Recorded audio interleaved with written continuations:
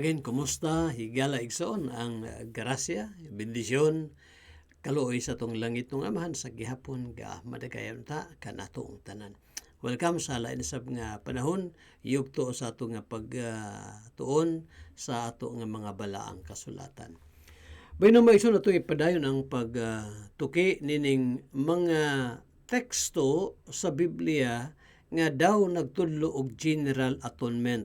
Kaya itong ginatagag-emphasis diri maison nga ang kamatayon ni Christ para lang gyud sa iyang mga chosen people. Katawhan nga gihatag kaniya sa amahan mo itong sa pipila na ka mga higayon, gisgutan nato ning daghang klaseng kalibutan. O sa katapusan natong pagtuon katong 1 John chapter 2 verse 2 nga si Christ namatay para sa whole world. Ang buot pasabot atong whole world katauhan sa Ginoo nga di lamang diha sa Israel kundi nagkatag sa nagkadiyang dapit sa kalibutan mga hintil nga chosen to salvation. Manibot ipasabot niya ng whole world din ha. Dili kay matag usa ka tawo nga gipakamatyan sa atong Ginoo. Now, another text mga igsoon nga ginagamit sa uban sa di mo tuo sa doktrina sa grasya nga ang kamatayon ni Hesukristo para lagay sa tanang tao. O kutloon nila ning unang Timoteo, Kapitulo 2, versikulo 4. Sige daw mga igsoon, nablihin ninyong mga Biblia din ha. No?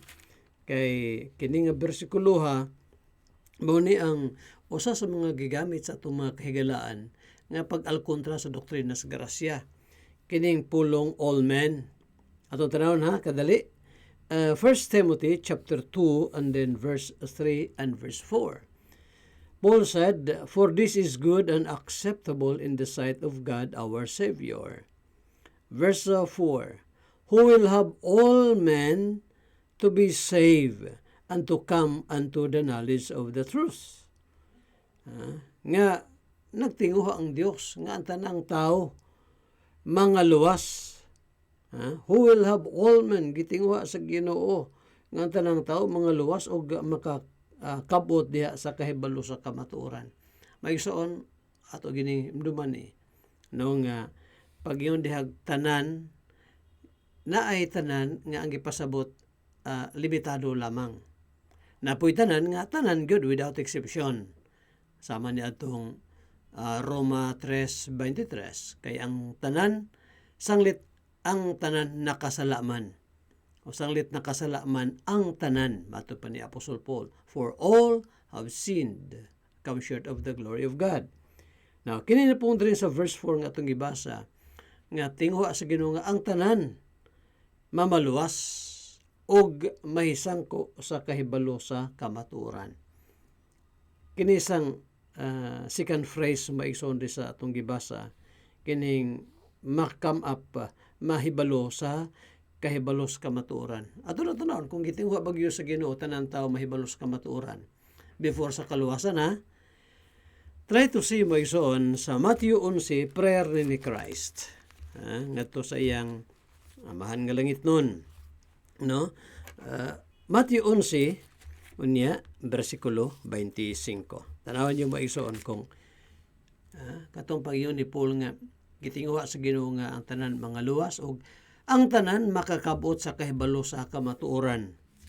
Tanawa daw. 11 sa Book of Matthew and then verse 25. Matud pa din. At that time Jesus answered and said, "I thank thee, O Father, Lord of heaven and earth, because thou hast hid these things from the wise and prudent, and hast revealed unto them unto babes. Even so, Father, for so it seemed good in thy sight." Pasalamat ako, amahan, matud pa ni Christ, Ginoo sa langit ug sa yuta, nga kining mga butanga, katong mga gipangtudlo ni Christ maigsoon, gitago niya sa mga maalamon o sa mga mga taong maikagon, maalamon. Ang mga butanga, gipanudlo ni Christ, wala niya gi-reveal sa mga magialamon ang kalibutan. Sa ito pa, di tanan tao ang gusto sa Ginoo mahibalos kamatuoran kaya ganing gitago. Di ba? Nya usayon sa verse 26 kay mao kini ang mahimayaong kabuton sa amahan. Nabalikan nato ning 1 Timothy chapter 2 and then verse 4. Who will have all men to be saved? Nga gitunguha sa Dios nga ang tanang tao mga luwas og kakabot sa kahibalos kamatuoran. So atong giuna maison ang last phrase nga dili tanan tao nga gusto mahibalos sa Ginoo, gusto sa Ginoo nga mahibalos kamatuoran, dili tanan tao. Nay mga tawo iyang gi-reveal ang truth, pero dili tanan. Now kini na pong sa unang phrase maigsoon nga gusto sa Dios nga ang tanang tao mga luwas. Kisa nang tanan diha without exception? Tanang tao walay mahimisik kay gamit din ang pulong all. Now maigsoon bago lang akong na atong last study na to ba? Previous message na to tanawat yung maigsoon. No? Di sa to ang playlist last time. Gihisgutan ako ang John 11. Kung sa ito'y giingon gani ni Caiphas, Juan Kapitulo 11, atong tanawang kadiri ni giingon ni Caiphas. No? Mahitungod kang Christ. 11 and then verse 47.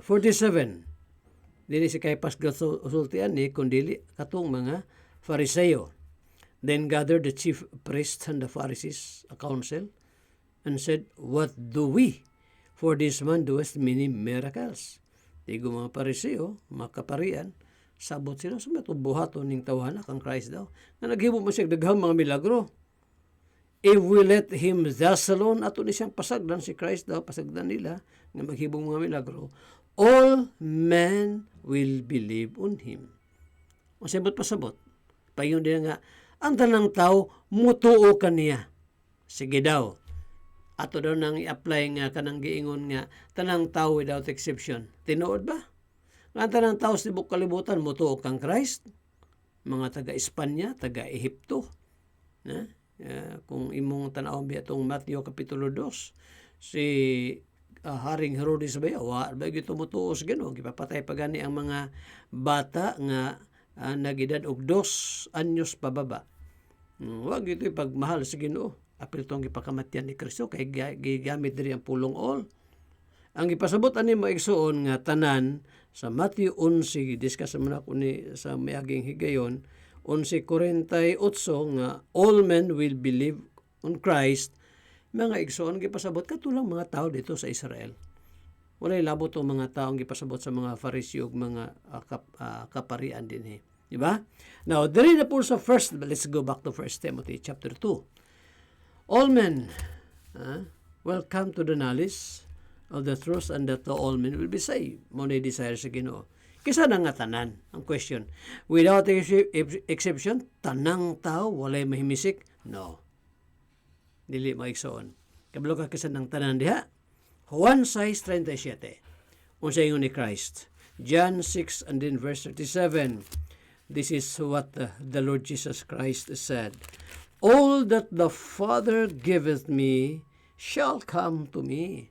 Tanan nga gihatag kanako samahan. Moari kanako ug siya nga moari kanako dili ko gayud iga sa likway. So kanon dayong pulong maison nga tanan yung sa unang Timoteo 2:4 nga gusto sa Ginoo nga ang tanan mamaluwas katong tanang taong gihatag samahan nga to kang Christ. John 6:37. Ako ni padayon maison sur nga higayon.